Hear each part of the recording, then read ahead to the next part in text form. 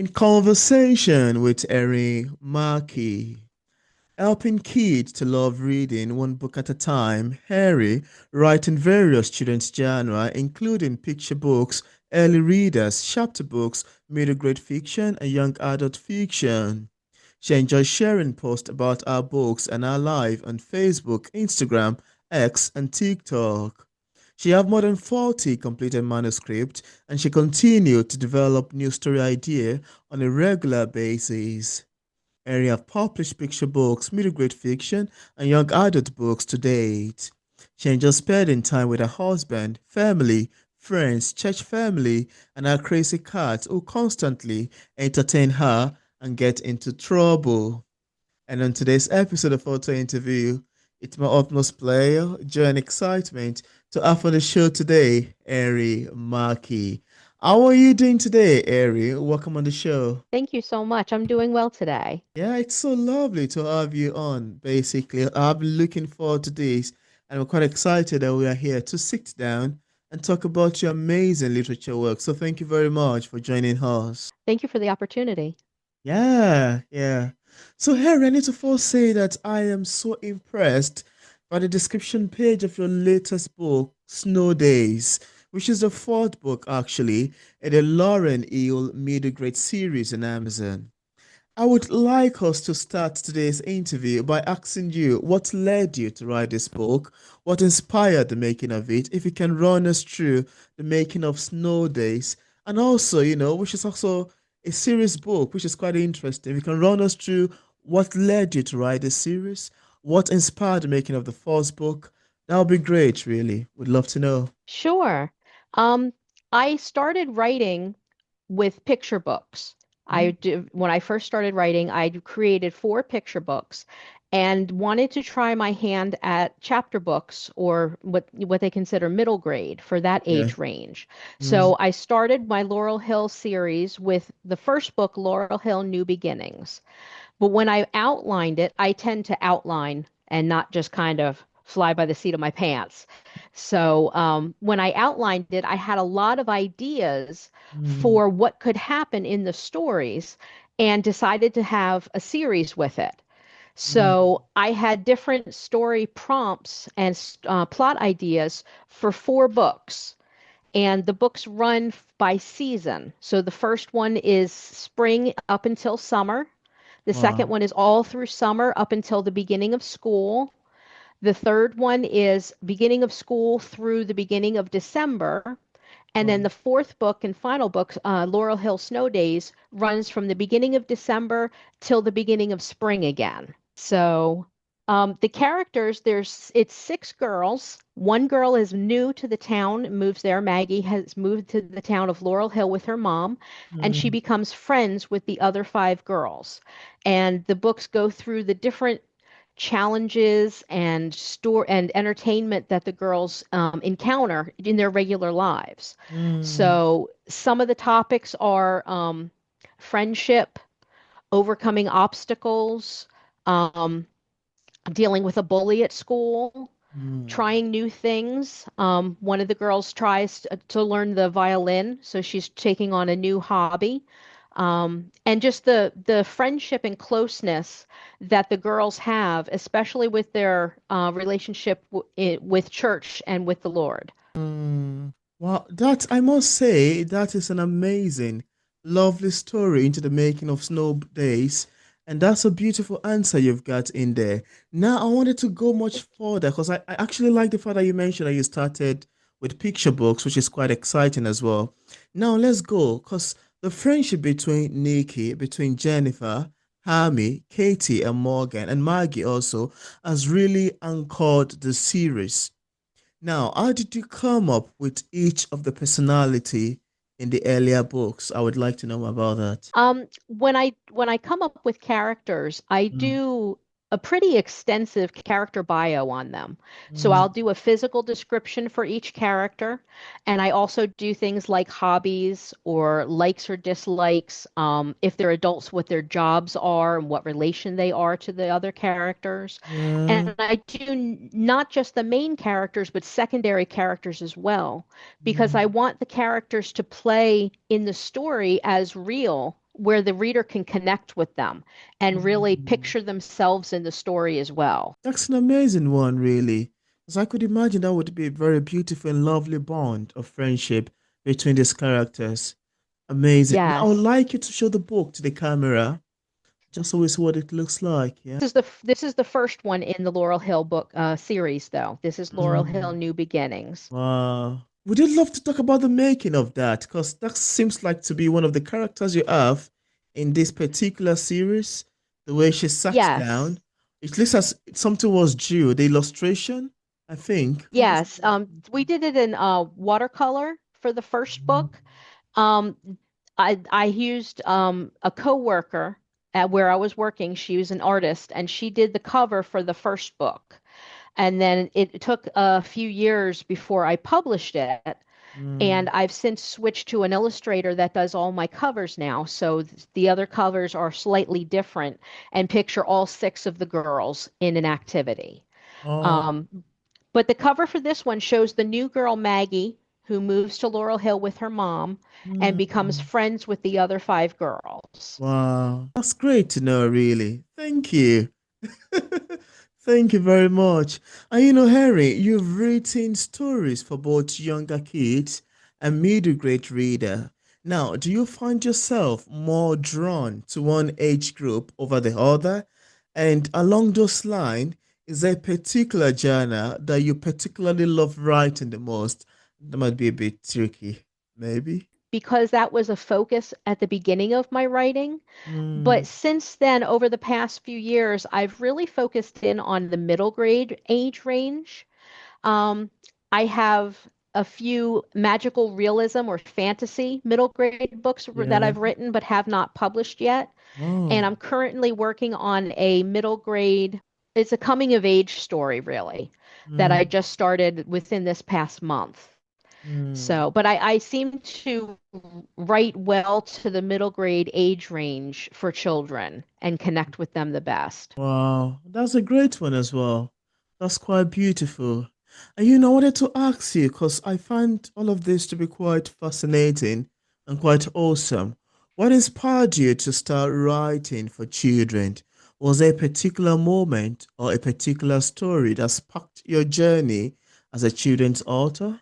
Yes, actually, my eldest niece, who is now 25, when she was about a year old, I remember sitting on the floor with her in her room reading books like Goodnight Moon and 10 Little Ladybugs to her. And I thought, I could come up with a story like this. And Mm, that's when I started with picture books. mm. My nieces and nephew are my inspiration for a lot of my books. Wow. That is such a beautiful one to know, really. That is such an amazing one to know. Thank you. Thank you for Thank sharing. you. And from all of this we've mentioned so far, I wanted to ask you, how many books have you written so far? And do you ever look back at your early work with surprise or nostalgia? I do. I did that recently. I was going through my picture books to see which one I would like to submit to a publisher. I had an interview with an editor and was going to submit a picture book to them. So I was reviewing several picture books to see which would be the best fit.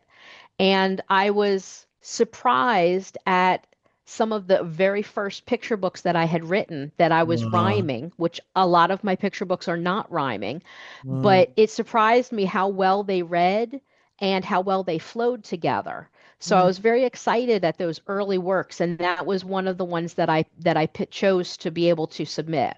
Oh wow, that's a beautiful one, really. That's a beautiful one. That's quite lovely to know. That's quite lovely to know. Now, I also like to ask you, what do you think are the most important thing to consider when writing for today's children? Because I'm not quite sure if there's a little bit of changes so far from the old time children's author, writer to the contemporary world. Because the world is evolving, things are changing. We have to follow the pace and adjust as new things are coming on. But then what do you think are the most important thing to consider when writing for today's children? Especially in such a fast changing world. Yeah, it's a challenge that you really need to focus on when you're writing to try to Mhm. stay present in what is happening in Yeah. the world and culture for that age range, but not to date yourself. Mm. So, to mention cell phones and smartphones, but not get too granular with it because of things Mm. changing so quickly. Absolutely. Um, there are references in my first Laurel Hill book that when I do readings at schools, I have to make sure they understand what it means because it's, like differences with the computer or, different things that we used to do on the computer when it was first out compared to now. Mm. Um, and then you want to read as much as you can in the genre that you write. That's really Absolutely. important so that you can see the styles of other writers and what kind of references they make to keep it fresh and appropriate. Mm. Um, I also kind of avoid any slang or anything that because that changes so quickly as well. Absolutely. That's very true. That's Yeah. very, very true. Wow, beautiful. And actually, hilariously, I was having an interview with a children's author before I jump into this interview. And one of the things we talked about is the fact that, sometimes as a children author, we try our best to balance the tone of our speech, of our character, because we try our best. Why the book is directed to children, you have to use a tone, a language, the right word that the best understand. And at the same time, we have to make sure that it's fit for the adult as well. Because then I told the author, because I was like, yeah, because children do not have the money to buy books on themselves. They have to rely on their parent. They have to rely on their Right. mother, their father. If his brother or his sister is gifting them something, then it's left for the adults like, oh yeah, this is a beautiful title. This is a beautiful illustration. I'm gonna get this for my niece when I get this for my cousin. So there is this, while you're writing to children, you still want to consider the adult factor, you know, the factor of, okay, Yes. did I get picked? The children, to me again, this just come to my mind. The children may not even have much of the skill to tell which is a beautiful illustration over another. The adults Hmm. are the one who can tell, oh, that's an amazing illustration. I'll pick this over that. So I think there's Yes. this balance that needs to occur. What do you think about that? I totally agree. I was at a writers' conference recently in the Mhm. spring, and I asked a question about that, about, who are you marketing to? Who are you writing to? Since you're writing for a child, but Yeah, they're not, like you said, they're not the ones who usually buy the books. yeah. And the publisher said you write for the child and you market to the adult. So you want the things that will draw the eye to be towards the adult. You want the Mm, child to like the cover as well, but yeah. the cover and the back blurb should be something that the parent or grandparent or adult would be interested in for their child. Absolutely. That's a beautiful one, actually. I never thought about that. Somebody like me who just write poetry or other writers who are into novels are just like for the adult. They don't have to worry about this other aspect of writing. And this is one of the beauty of literature, because from one genre to another, there's a bit of slight differences. There's a bit of things you need to consider. There's a bit of things Hmm. you really need to sit back and take in consideration and make sure that everything is Yes, quite fine and well presentable. That's quite beautiful to know. Thank you for sharing. That's certainly. quite amazing. I'm sure viewers watching this who are children's writer would learn that as well. Yeah, Hmm. learn that as well. Now, apart from the books we've mentioned so far, do you have any other works you've authored or say currently working on? I do. I just released a new book. It came out, sorry, at the beginning of June. Oh, I actually have it here. It's called Hidden World, mm, and it is a chapter book, which is geared still towards the middle grade age of, say, 6 to 13, but wow. it's a shorter book. So word count is shorter than a middle grade book. Mm, Um, so that is another magical realism. Um, mm, the main character discovers a hidden portal in his closet at a new house, and that the portal takes him to a magical amusement park. mm. And he and his friend go to the park, and the one day they get trapped in the park and have to try to find their way home. Wow. So that is called Hidden World. Wow. And that's a beautiful cover. I love that. The Thank rotation you. stuff. Yeah, that's very Yes. beautiful. And the balloons in there as well. Quite awesome. Yes. I thought it was very colorful, so it's very Yeah, eye-catching as it, well. it, it looks like a Christmas night Yes. in a playground. Quite amazing. Thank you.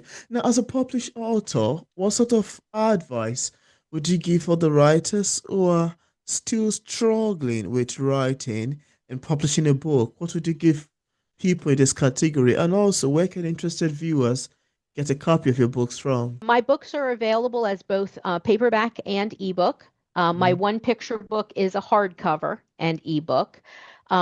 They're all available online on Amazon, Barnes and Noble, Books a Million, and then under the ebook at various like Nook and Kobo and Kindle, mm, Apple, all the various companies you can order the ebooks through. I wow. also sell them through my website, which is erinmackeyauthor.com, no spaces. I have a store on the website that you can buy my books from me directly, and I Mm, can autograph them before sending them out. I can personalize them that way, where mm, I'm not able to do that when it's through Amazon or Barnes and Noble because they don't come through me directly.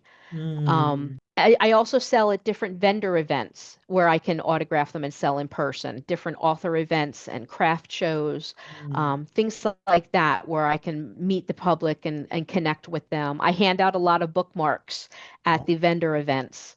So I like to be able to let the kids, I have a few different types of bookmark, and I give them the choice of which one they would like to have.